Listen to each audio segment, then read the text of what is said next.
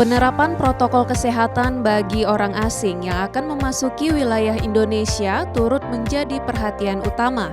Hal itu terangkum dalam diskusi yang digelar oleh Badan Pengusahaan Batam bersama jajaran Kantor Imigrasi Batam Kelas 1 Khusus Batam, Kantor Kesehatan Pelabuhan Kelas 1 Batam, dan Himpunan Kawasan Industri dalam kegiatan bertajuk Ngopi Bareng HKI.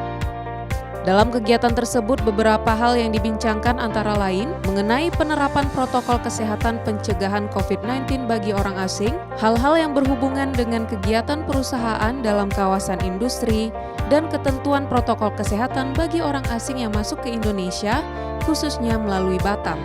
Karena kebetulan saya dari Kantor Kesehatan Pelabuhan, yang kita bahas itu adalah bagaimana protokol kesehatan dan antisipasi kita bagi penyebaran COVID-19 di Kota Batam khususnya, dan bagaimana kita memfasilitasi masuknya warga negara asing ke Batam yang sudah diberikan izin, dan protokol kesehatan apa yang harus dipenuhi oleh warga negara asing ini ketika masuk ke Batam. Dan tentunya ini tetap akan ada hubungannya dengan dunia bisnis ya, dengan dunia industri di Batam, karena sebagaimana kita ketahui kepentingan warga negara asing terhadap industri di Batam itu kan cukup tinggi.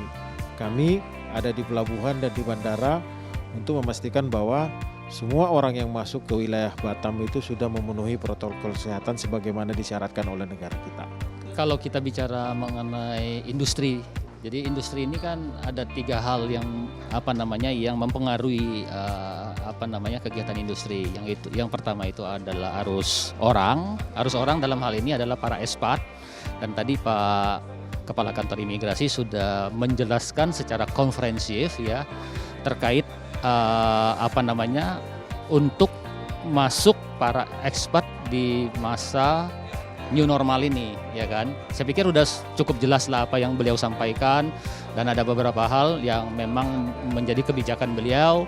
Nah, ini yang ditunggu-tunggu oleh para ekspatriat yang dari luar negeri, khususnya banyak sekali ekspatriat atau tenaga ahli yang dari luar negeri ini yang akan masuk ke Batam dalam hal perluasan usaha maupun untuk kegiatan operasional sehari-harinya. Tim Humas melaporkan dari Batam.